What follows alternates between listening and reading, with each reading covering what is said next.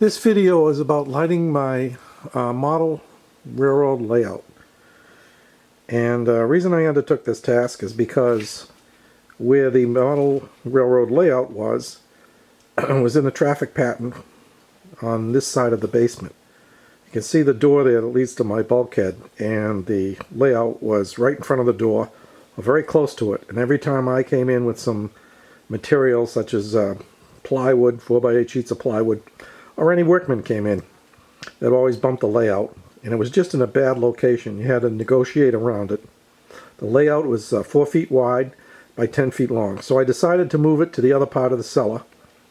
But in order to do that, I had to make some preparations.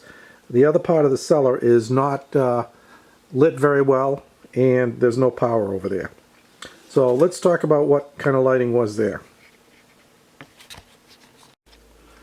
So this is the light that was originally there. There are 4 of them in the cellar, 1 in each corner. And basically it's just a light fixture with a wire going into it. So I wanted to replace that and put up a whole new lighting system. Okay, first what I did is I recycled some old fluorescent lighting fixtures that used these T8 bulbs in. I had a bunch of these. And I took them apart and ripped out the ballasts. There's another one there. And decided to adapt them using LED tubes instead of fluorescent tubes. These are the tubes I used to replace the fluorescent bulbs in the fixtures. You can see the LED chips in there. They run the whole length of the tube, obviously. They use about half the electricity of a typical TA fluorescent bulb. And they come in various color temperatures, anywhere from 3,000, which is pretty close to warm white, up to 6,000, maybe even 7,000, which is very bright white, cool white temperature. They're available on Amazon. If you buy a pack of 4, I just bought, they're $10 a piece. They're easy to hook up. You have to modify the fixture.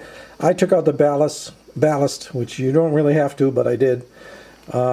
And you hook up one end to power, and this is the end here with the name on it, you can tell, and also on the back it says AC input, and that's where you hook up the power, and that's the live end, it's called. The other end is dead, and it only goes into the connector, the tombstone connector, to hold the bulb in. Nice thing about these is they're wired in parallel, and that means you can put both of them into the connector, into the fixture, or you can just remove one and the other one will stay lit. So you can vary the light there a little bit. I use this again for very bright light when I'm working on the layout. I need a lot of light because a couple times I was in dim light and I was trying to vacuum up things on the layout, and I sucked up a lot of people, little miniature people. In N scale, they're quite small, and they weren't too happy about that. So that's what I used for the bright, cool white lights. For the operation lights, or the lights when I'm normally operating the layout, I use these bulbs here. These are floodlights, LED floods, or spotlights. I think these are floodlights. They run about 9 watts. They're 65 watts replacement. They're dimmable, which I liked. 670 lumens. I got these for like $5 for 2 at the time they were on sale. So I use those for the operational type lights. So let me show you how I hook these up. Here's a trick I've learned for hanging these light bars and other things from the ceiling and joists. These screw eyes are made for hanging suspended ceilings, and they have a very coarse thread on them on one side, and they have a hole opening for hanging S-hooks and whatever on the other side. And you can get this tool. I think the tool actually comes with large quantities of these screws, and you can chuck that into your drill, and it makes screwing into joists and wood much easier. So this is the detail of a couple of screw eyes. This is in the track part of the dimmable lights, and all I have here is an S-hook between 2 of these screw eyes. On the fluorescent fixtures, I have a light-duty chain, you can see here, that has an S-hook on the fluorescent fixture. and an S-hook up at the top where it screws into a 2x4. So I wired up a junction box here to replace the light junction box that I showed you earlier. And into this junction box goes a bunch of wires. One wire goes in from the power from one of the other lights in the basement, and then another wire goes out to the rest of the lights in the basement. There's a wire that goes in there to the switches to control the lights, and then also this junction box feeds the outlets. And you see one outlet there. It's a standard duplex outlet with a six outlet expander, which means I can plug in actually 6 outlets. Now half of this outlet is wired with a 3-conductor Romex, 3-conductor and 1 ground, and half of this wire, in other words these here, go to the bright lights, and these 3 here go to the operational lights, the dimmable ones. And there's 3 of these outlets. So there's one here, there's one in the middle right there, you can see, and there's one over here. And the same thing, the outlets are split, so half of them go to the bright lights and half of them go to the dimmable warmer lights.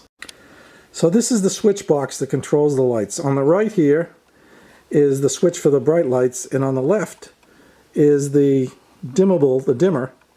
And I like this dimmer here because I can set the dimmer and then turn it on and off and not have to set the dimming level each time. Some of these dimmers just have a control and no on-off switch, so I like that. Also, I needed to bring power in this area, as I mentioned before. So at the bottom of this pole I have a power outlet for the layout. You can see that right there. This is all temporary until I box in the lally column here, which I haven't had a chance to do yet. So let's see how this looks with the layout. This is the layout under the bright lights, and I have a total of 4 fluorescent fixtures. You can see 2 bulbs in each one, 2 there and 2 over here. And that's putting quite a bit of illumination on the layout. You can see it's pretty well brightly lit, and I can see a lot of stuff with all this light. So for the operational type lights, you can see here I put in a track light, and I've got 2 of those LED bulbs in there. So let's turn off the overhead bright lights. I'll turn on that's full brightness, and I think that's going to be enough. I'm going to try this out, try working with it. But the thing about this, and I can dim these here like that for almost nighttime operations. But the thing that's nice about this flexibility, as I said, I can remove a bulb from each one of these fluorescent fixtures if it looks like it's too bright, or I can add more bulbs to the track light if I need more of the dimmer light, or I can add more tracks in between the 2 bright lights. They're about 2 feet on center, so I could put a board there and have some lights, and I can have another one. I have another video that shows how to make up these board lights. Basically, you can just put them on a 2x4, screw them into a connector, and put them in. So you can see my other video on how to do that. And that gives me a lot of flexibility. If I have not enough light, which I don't think I'm going to have that problem with the bright white lights, I could always add more, or I can remove bulbs, as I said, or I can adjust these, add more of those, and see how it goes. But I'm going to try this out, see how it works, and if you have any comments, let me know. And if you like this, please hit like and subscribe to my channel. Thanks very much. Bye-bye.